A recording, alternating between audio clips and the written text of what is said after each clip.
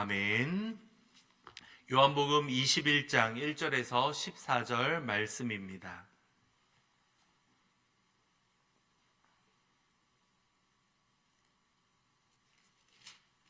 요한복음 21장 1절에서 14절 교독하겠습니다. 그 후에 예수께서 디베랴 호수에서 또 제자들에게 자기를 나타내셨으니 나타내신 일은 이러하니라. 시몬 베드로와 디두모라는 도마와 갈릴리 가나 사람 나다나엘과 세베대의 아들들과 또 다른 제자 둘이 함께 있더니 시몬 베드로가 나는 물고기 잡으러 가노라 하니 그들이 우리도 함께 가겠다 하고 나가서 배에 올랐으나 그날 밤에 아무것도 잡지 못하였더니 바닷가에 서셨으나 제자들이 예수이신 줄을 알지 못하는지라. 예수께서 이르시되 얘들아 너희에게 고기가 있느냐 대답하되 없나이다. 이르시되 오른쪽에 던지라 그리하면 잡으리라 하시니 이에 던졌더니 물고기가 많아 그물을 들 수 없더라. 예수께서 사랑하시는 그 제자가 베드로에게 이르되 주님이시라 하니 시몬 베드로가 벗고 있다가 주님이라 하는 말을 듣고 겉옷을 두른 후에 바다로 뛰어내리더라.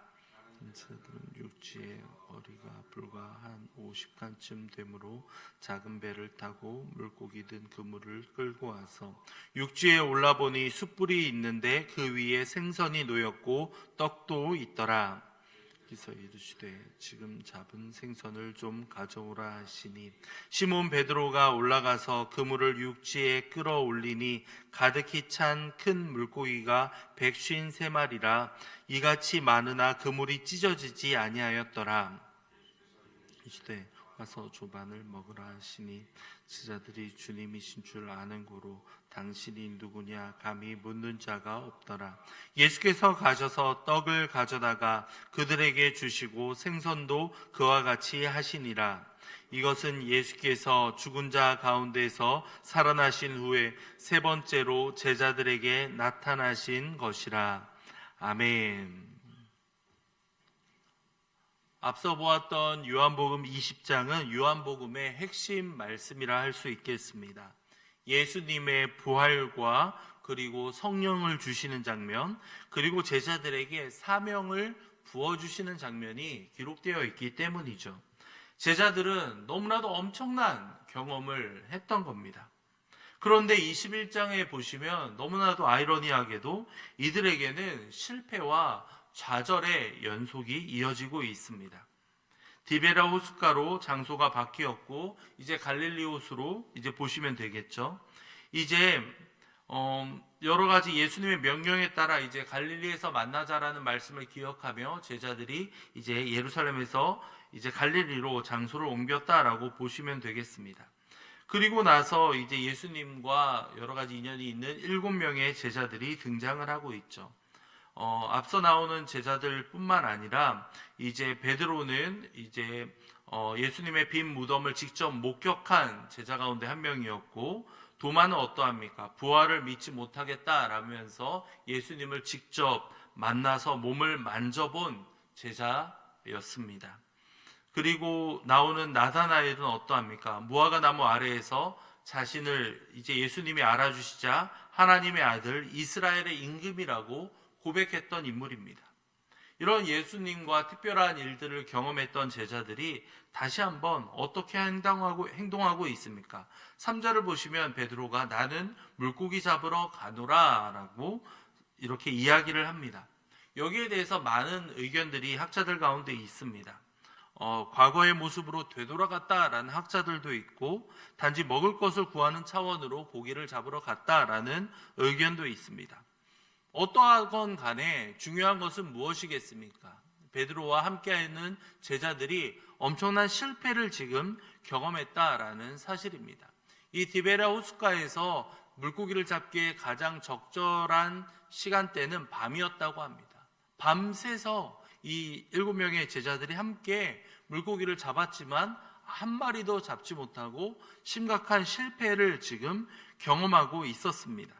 아무런 소득도 발견하지 못한 부정적인 상황 가운데에서 한 사람이 등장해서 배 오른편으로 그물을 던져보라 라고 명령하시죠. 제자들이 그렇게 그물을 던지자 이제 물고기가 너무나도 넘쳐서 이 정말 그물이 끊어지기 직전까지 어마어마한 물고기를 잡게 됩니다. 그리고 나서 이제 가까이 가자 예수님이시구나 라는 것을 모든 제자들이 깨닫게 되었던 겁니다. 예수님이 등장하셨다라고 기록하고 있죠. 나타나셨다. 이제 세 번째 나타나신 것이다 라고 말씀하고 있는데요. 첫 번째는 제자들 가운데 나타나셨고, 두 번째는 믿지 않았던 도마에게 나타나셨던 장면, 그리고 요 세 번째 장면이 바로 오늘 말씀 디베라 호숫가에서 제자들과 만나 주셨던 장면입니다. 예수님이 어둠 가운데에서 고생하는 제자들에게 말씀을 하셨던 겁니다. 그들에게 오른편으로 그물을 던져라 라고 했고, 그들은 따랐을 때 그들에게 엄청난 결과가 주어질 수 있었습니다. 이들이 예수님의 부활과 여러 가지 성령의 주심과 여러 가지 사건들을 목격하고 나서 어떠한 일이 있었겠죠. 예수님을 전하였지만 믿지 않는 사람들을 만났을 수도 있고, 여러 상황 가운데에서 정말 성령의 주심을 경험하였지만 무언가 제대로 사역을 못하는 여러 상황이 있었을 겁니다. 심지어 그들이 평생 해왔던 물고기 잡는 일조차 제대로 되지 않은 절망과 실패를 경험한 이들에게 예수님께서는 다시 나타나셨습니다. 그리고 나서 오른편으로 그물을 던지라 라고 말씀하셨을 뿐인데, 이 말씀을 따랐을 때 이들에게 놀라운 기적이 일어날 수 있었다라고 말씀하고 있습니다.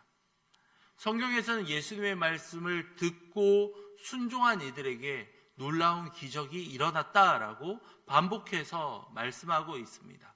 예수님이 아무런 의미 없이 기적을 행하셨던 것이 아니라 예수님의 말씀을 듣고 믿는 이들에게 특별한 은혜를 베풀어 주셨다라는 것은 우리가 잘 아는 사실입니다. 베드로 역시도 이러한 놀라운 일들을 경험했을 때 영생의 말씀이 주께 있사오니 우리가 누구에게로 가오리까? 라고 고백을 했었죠. 이제 밤새 고기를 잡느라 수고한 제자들에게 예수님께서는 물고기와 빵을 준비해 주십니다. 숯불을 지피셨다라는 장면이 요한복음에서는 2번 등장하는데요. 첫 번째는 바로 베드로가 쬐던 숯불, 대제사장 집 앞에서 예수님을 부인하면서 쬐던 숯불이 있었습니다. 그리고 이 두 번째 장면이 바로 오늘 모습인 겁니다. 이 숯불을 발견했을 때 베드로는 아차 싶지 않았겠습니까? 내가 예수님을 부인하고 3번이나 부인하였던 그 순간이 떠올랐을 겁니다. 다른 제자들은 어떠했겠습니까? 떡과 물고기가 준비되어 있는 여러 상황들을 바라보고는 예수님이 오병이어의 기적을 베푸셨던 순간을 떠올리는 이들도 있을 것이고, 또 누군가는 이 마지막에 예수님께서 살과 피라고 얘기하시면서 떡과 포도주를 나누어 주셨던 그 만찬의 순간을 떠올리는 이들도 있었을 겁니다. 이러한 상황 가운데에서 예수님은 이들에게 와서 조반을 먹으라, 지금 잡은 생선을 좀 가져오라 라고 하시면서 그들에게 먼저 허기진 배를 달래주시고 있습니다. 무엇이겠습니까? 예수님이 나타나셔서 그들의 필요를 아시고 채워주시는 은혜를 베풀어 주셨다라는 것을 우리에게 알려주고 있습니다. 잘 차려진 그 밥상을 뛰어넘어서 살과 피로 그들을 채워주셨던 순간들을 제자들에게 깨닫게 해주시기 위해 예수님께서는 이들에게 음식을 직접 준비해 주셨습니다. 무엇입니까? 예수님께서 우리의 필요를 아시고 우리의 가장 중요한 순간, 가장 절박한 순간에도 우리를 이끌어 주시며 인도해 주신다라는 것을 다시 한번 분명히 알려주는 대목이라 할 수 있습니다. 예수님이 3번째 나타나셨다라는 것을 통해서 부활하신 이후에 제자들에게 나타나시고 도마에게 나타나시고 디베라 호수에서 나타나셨다라는 것을 통해서 다시 한번 나타나시는 예수님의 은혜를 우리는 만나볼 수 있습니다. 예수님의 우리 삶 가운데 나타나 주셨다라는 것은 어마어마한 사건이라는 것이죠. 부활의 은혜를 경험한 후에 다시 한번 시험과 위기에 놓여 있는 제자들에게 예수님께서는 나타나 주셨습니다. 그리고는 그들의 허기를 달래주시고 말씀하시며 그들을 깨닫게 해 주셨습니다. 변화없는 자신의 삶을 바라보며 낙심하는 제자들에게 예수님께서는 직접 오셔서 말씀하시고 함께 식사를 나누며 그들과 교제해 주셨습니다. 우리에게 임하는 은혜가 바로 이와 같습니다. 우리가 무언가 잘 되고 있고 일이 형통하며 잘 풀리고 있을 때에만 주님이 나타나시는가? 그렇지 않다라는 것이죠. 가장 은혜가 필요하고 가장 무기력하며 가장 힘겨워하는 그 순간 예수님께서는 여러분의 삶 가운데 다시 나타나 주십니다.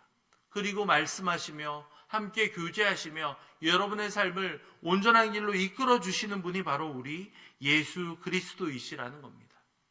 이 시간 기도할 때 다시 나타나 주시는 예수님의 은혜에 한 번 더 감사하며 주님 앞에 나아가 봅시다. 부활주의를 보내며 우리의 일상 삶 가운데서 나아갈 때 때로는 우리의 마음 가운데 부활의 기쁨을 제대로 전해야 되는데, 부활의 기쁨을 함께 나누어야 되는데 그대로인 우리의 모습을 혹시 보시지는 않으셨습니까? 우리는 선한 의도를 가지고 달걀을 나누며 함께 기쁨을 전하고자 하는데 무언가 뜻대로 되지 않는 순간들을 경험하지는 않으셨습니까? 그렇다면 이 시간 다시 한번 나타나 주셨던 예수님을 바라보며 그 예수님의 은혜에 다시 한번 그 은혜의 모습을 떠올리며 우리의 삶을 주님 앞에 맡기시기 바랍니다. 아버지, 우리의 삶, 우리의 뜻대로 하기에 너무나도 힘이 듭니다. 하지만 주님이 우리 삶 가운데 매번 나타나 주시고 역사해 주시는 그 은혜로 말미암아 오늘도 한 걸음을 주님 앞에 또한 다가가오자 하오니 우리의 삶 가운데 찾아와 주사 우리를 변화시켜 주시고 인도해 주시옵소서. 우리가 실패하는 가운데에도 찾아와 주시는 예수 그리스도의 은혜가 오늘 우리 가운데에도 임할 수 있도록 아버지 도와주시옵소서. 함께 기도하며 나아가는 저와 여러분이 되기를 소망합니다. 이 시간 말씀을 생각하며 함께 기도할 때 주님, 우리 삶을 인도해 주시며 이끌어 주시옵소서. 실패하는 가운데에도 주님만을 의지하며 기쁨으로 나아갈 수 있도록 아버지 인도해 주시옵소서. 함께 기도하도록 하겠습니다. 이어서 돌아오는 주일에 있을 설립 기념 감사주일과 그리고 4월 25일에 있을 여전도회 연합회 주최 바자회를 위해서 함께 기도하도록 하겠습니다. 감사의 시간이 되게 하시고 함께 기쁨의 은혜를 나눌 수 있는 바자회가 될 수 있도록 아버지 이끌어 주시옵소서. 함께 기도하도록 하겠습니다. 이어서 오늘 화요 전도팀을 위해서도 함께 기도해 주시기 바랍니다. 부활의 기쁨을 함께 나누며 은혜를 나누고자 하오니 주님께서 함께 해주시며 전도팀을 통하여서 이 지역사회에 예수 그리스도가 전해질 수 있도록 아버지 인도하시옵소서. 함께 기도하도록 하겠습니다. 마지막으로 담임 목사님을 위해 기도할 때 우리 목사님 날마다 강건하게 붙잡아 주시며 능력 위에 능력을 부어주사 모든 사역을 잘 감당할 수 있도록 우리 목사님 인도해 주시옵소서. 우리 목사님을 통해서 우리 모든 성도들이 하나님을 경험하며 은혜를 나눌 수 있도록 이끌어 주시옵소서. 함께 기도하신 이후에 각자의 기도 제목으로 기도하도록 하겠습니다. 기도하겠습니다.